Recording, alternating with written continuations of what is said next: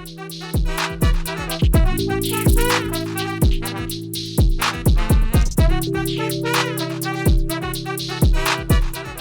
guys, this is Montel here, and welcome to this edition of Free Thinking with Montel. When you become a mother, there's something that's so natural, so innate, so instinctual about protecting your child. All those phrases like mama bear and dragon mama, they all hold some truth. Well, mothers have an animal instinct to protect their children. But what happens when they can't protect them from the grips of a disease or disability or a disorder? What then?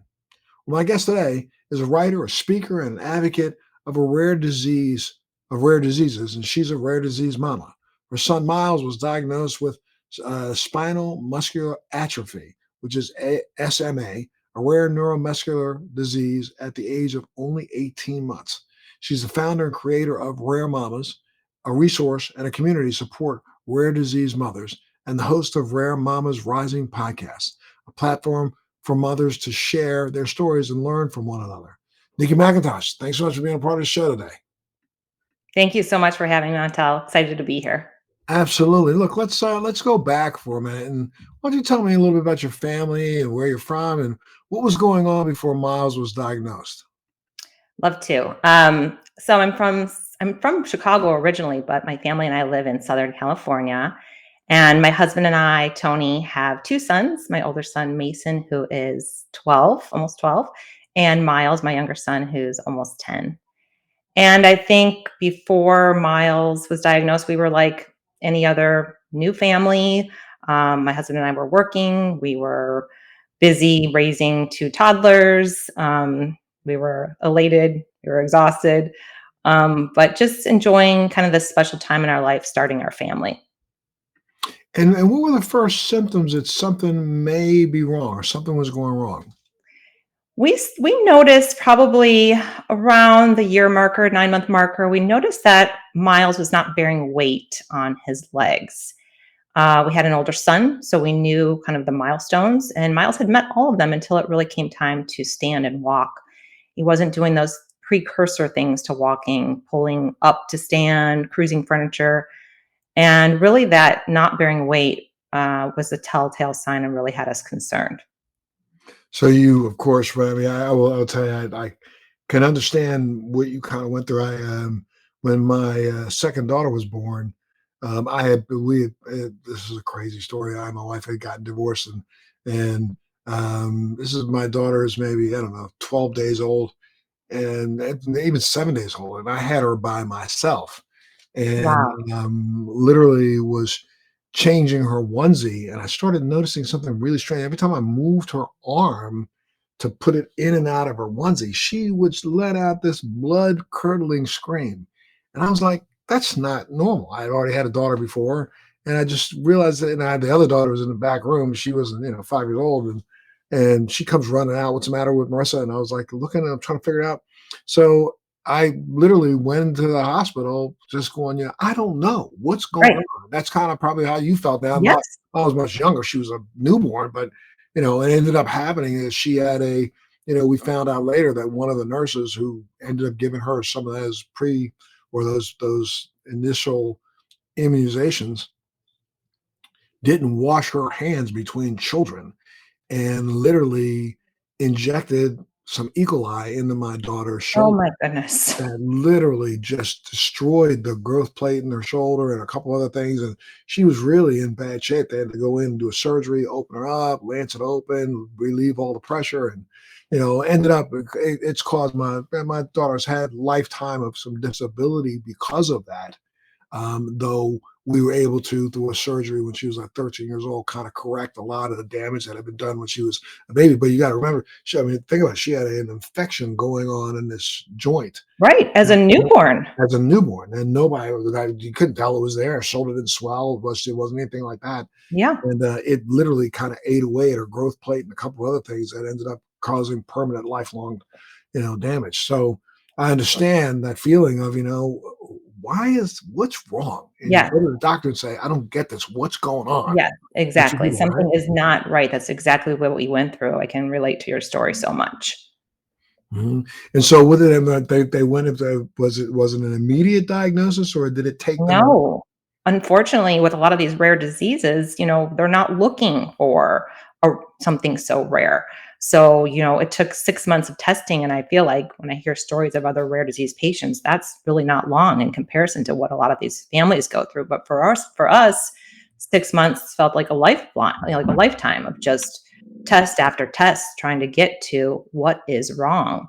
And kind of like And you women. had no signs of anything like this in your family lineage? Exactly. This is a genetic disease, and my husband and I later found out that we're both carriers, but no one in our family had ever had this, and we had never even heard of it. I mean, is there any way that you could have, yeah, I know they do the standard blood test before you get married, but I mean, was there any way that you could have tested for this and known that you had these markers?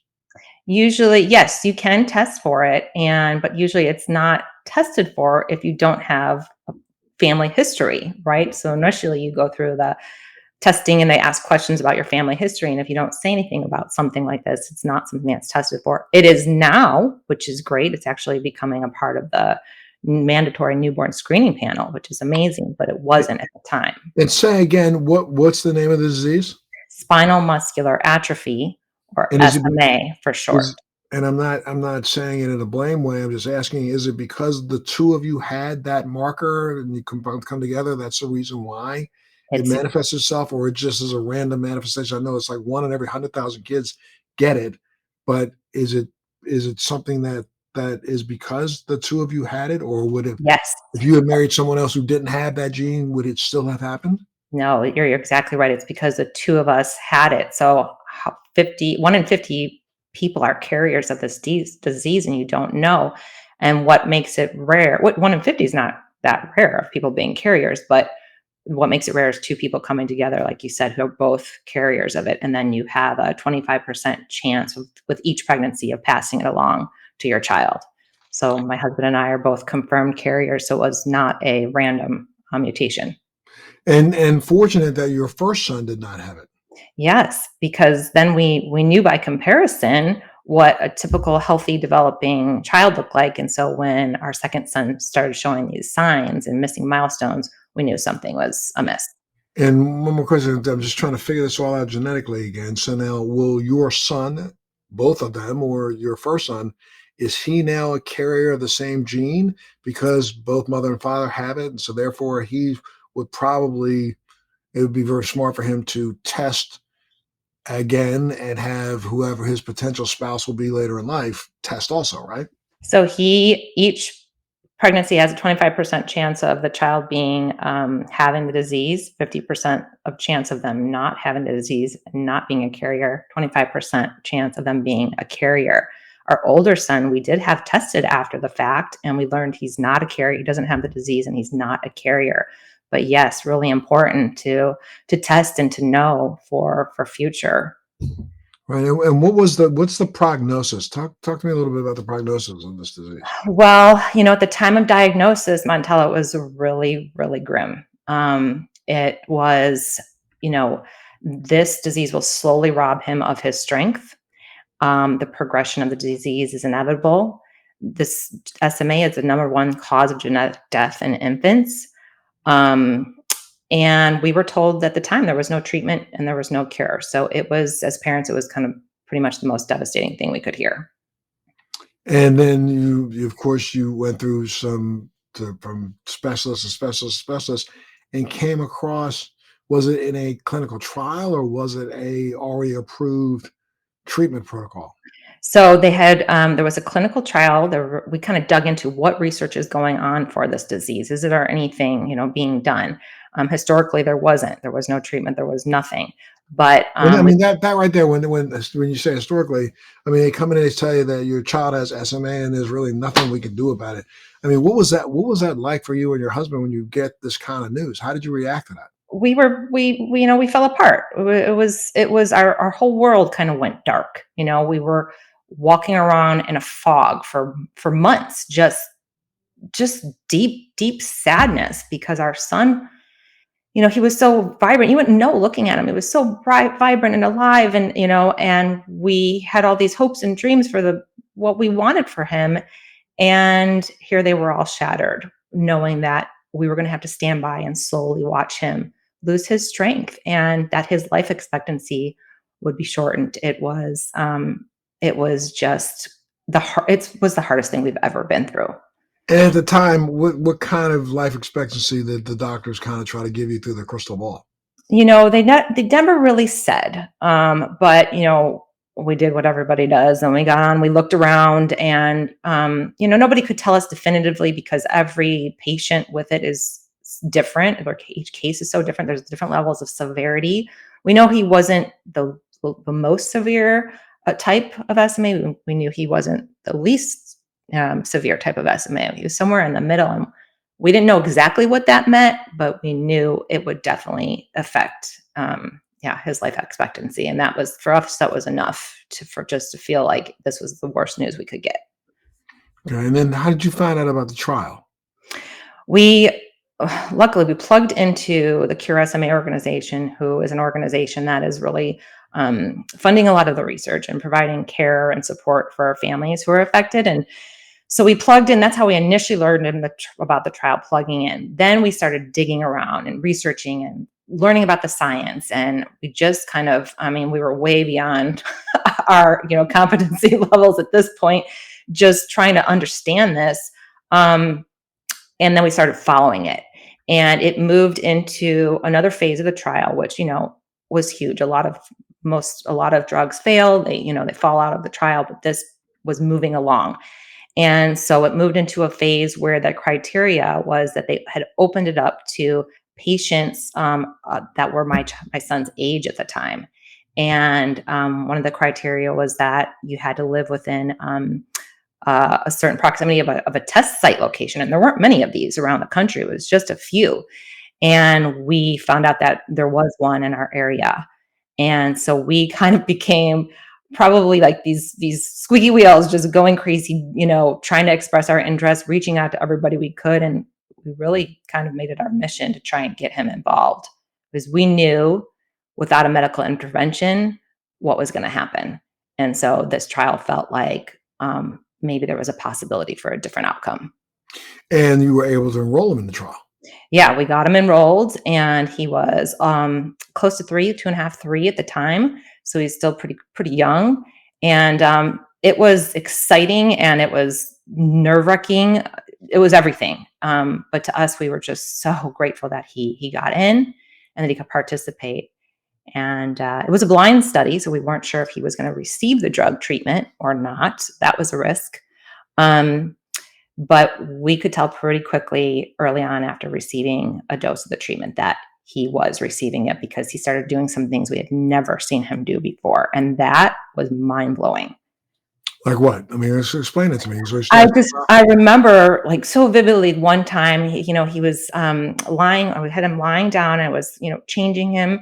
And all of a sudden he lifted his legs up. And this is something, right, so typical for a kid. Usually at that age, they're lifting their legs over their head when they're laying down. Well, that was something he was never able to do. And all of a sudden his legs went up. And I remember, calling to my husband, Tony, you got to get in here. You got to see this. And I'm thinking, am I crazy? Am I making this up just because I'm wanting to will it to be true? But no, it was, we were both like, wow, okay, he must be on the drug. And then that was just thrilling, that not only was he receiving the drug, but that it was effective. It was working, and pretty early on. And then keep telling me about some of the other breakthroughs that happened. And then it just kind of went from there. Right before he was enrolled, he like I said, he wasn't able to pull the stand, but he had met all the other milestones, like crawling, for example. That was something he was able to do.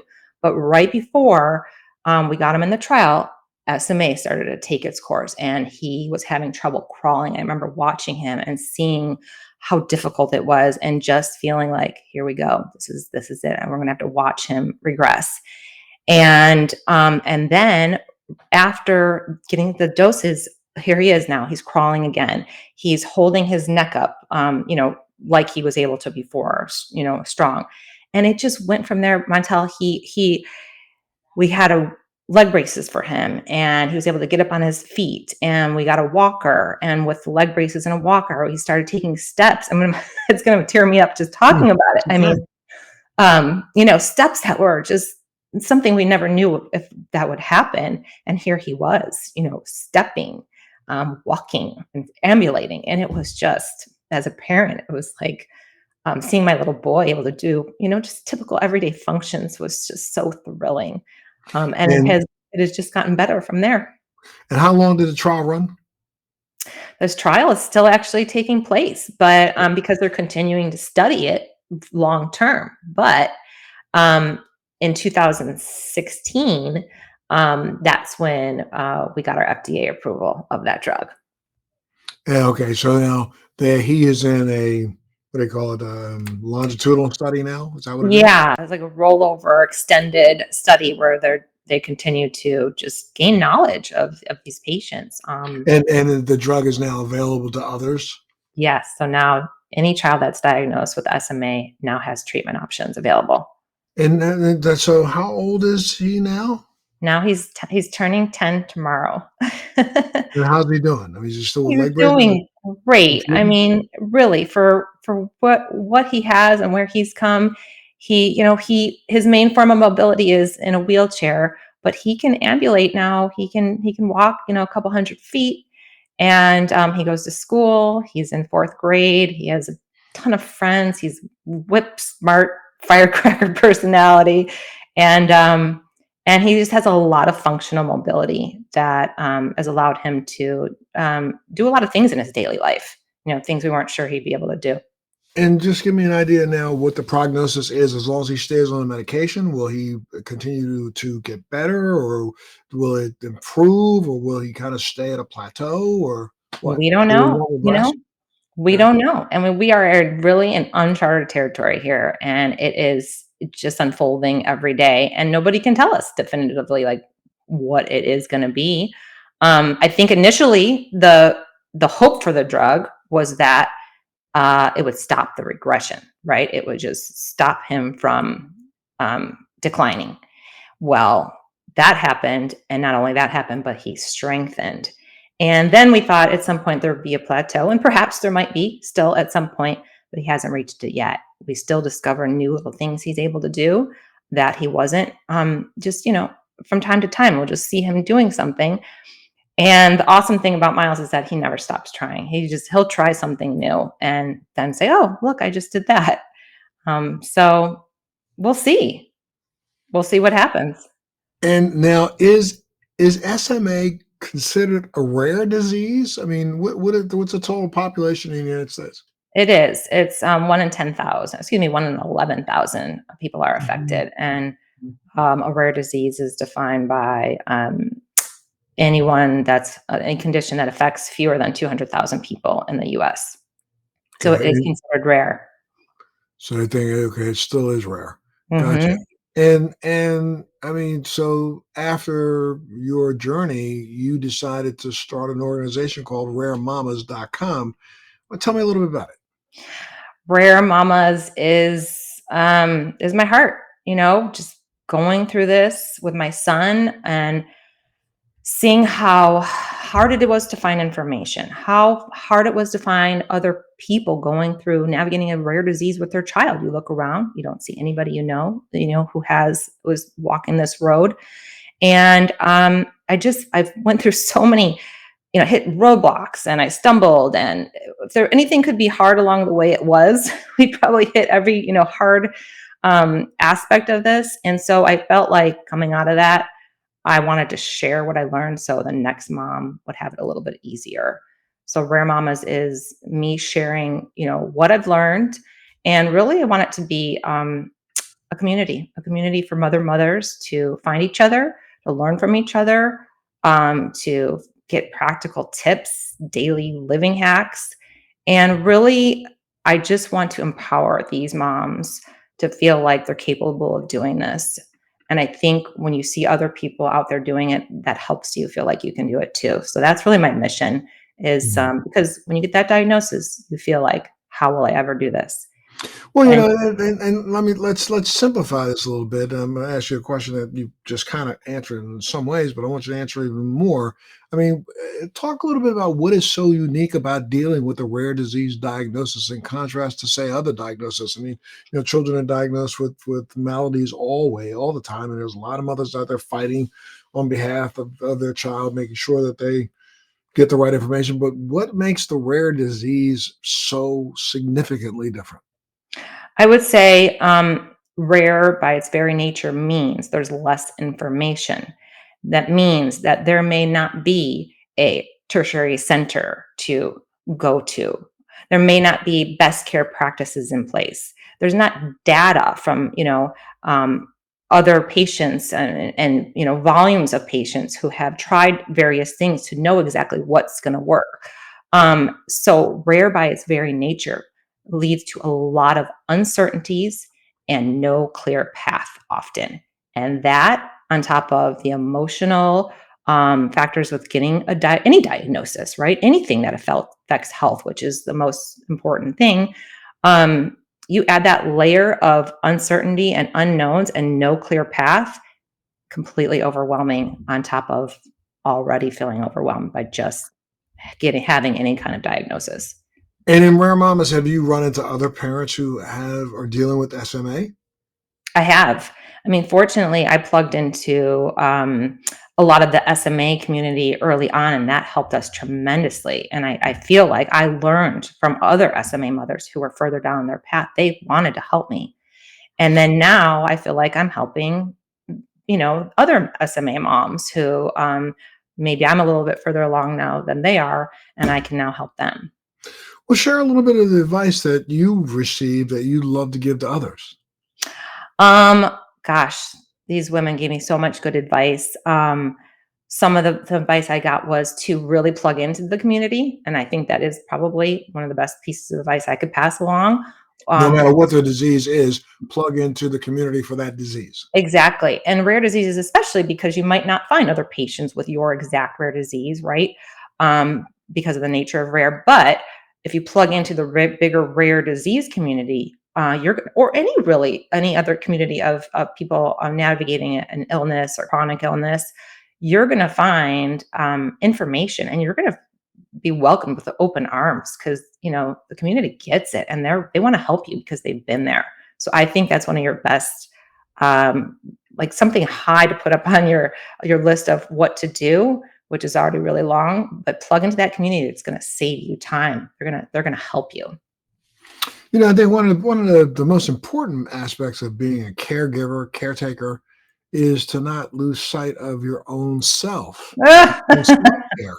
What are your thoughts about that? Oh wow, 'Cause I'm yeah. sure you buried yourself in trying your best to make sure you took care of Miles, and the next thing you know, you turn around and look at yourself and go, "Oh my goodness, I'm not taking care of myself," and you're not taking care of your other son. So true. And I will say I learned the hard way, and now I'm trying to teach other people to be smarter than I was because I poured it all into my son. I was, and this is what we as parents, any parents do, right? You want to help your child, and the stakes are so high. But I felt burnout. I felt fatigue. I have physical injury from not taking care of myself, and I physically lift and care for my son who's in a wheelchair, and so not taking care of myself is really led to me realizing that that's not sustainable. And so now I'm really passing along to other parents to prioritize making sure you're doing those little daily things you need to do for yourself so that you can sustain, so that you can keep going, so that you can keep providing for your child. It's essential. That's what I've learned. I mean, and letting people know it's okay to take a little break from Yes. your child, correct? Yes, exactly. I think, by the nature of this, you think maybe that feels selfish. I have a child with, a disability. Maybe parents might feel selfish in taking the time for themselves. It's not selfish. It's survival, really. And it's what you have to do to walk this road, really. And what are some of the resources that, aren't readily available, or what some of the resources that you think parents who are dealing with rare diseases should be aware of? I mentioned that community. And so when you're dealing with a specific rare disease that may not have an organization championing it, it's great to pull out to the bigger rare disease community. National Organization for Rare Disorders, NORD, is a great organization here in the United States championing rare diseases, as is Global Genes, another amazing organization. Every Life Foundation. These organizations are providing tools, tips, resources, advocacy. They're linked into the players in biotech and pharma. So plug into these communities. I would also say that after you get into this, you'll learn each state has programs available for in-home health, healthcare, respite. These programs are available, but they're hard to find and they vary by state. So you got to really do some digging and research and find these resources in these programs because they're there for you and they will help you get the health care you might need for yourself or your child, the nursing care, the medical equipment and things of this nature. A lot of people know about that, but they are there. You just have to dig for them with your individual state. Do you have some of that information on your website, like as a repository? I do. I do. Yeah, I have a resource page on raremamas.com resources that has a lot of this information. So if people want to get it, they go up to, again, raremamas.com or raremamas.com resources or raremamasresources.com. Raremamas.com rare disease resources. Got it. Got it. And Miles is doing well now. Is he off of school right now today? He's at school right now. Yes. It's music to my ears. Yeah, he's doing really well. He's about to Gotcha. have And let's take a second though and talk a little bit about how you and your husband navigated this space and stayed strong together. I know a lot of times, something like this can break a family apart in some ways because one or the other spouse isn't getting the attention that they need from that spouse, and even looking at your older son, whose name is Mason. Mason. I mean, sometimes the other children feel left out because there's so much attention focused on the child that's ill. I mean, how did you, your husband, and your family, how do you navigate that? We're still navigating that every day. I'm learning every day how to balance that all. I will say, fortunately for us, we did have some of those families, those SMA families that warned us of some of those things early on. Said this can really impact your marriage. This can impact your other children. And so I think we knowing that, like they armed us with that, and so we kind of went in knowing that we had to really keep the foundation of our marriage strong. We had to really focus on our other son.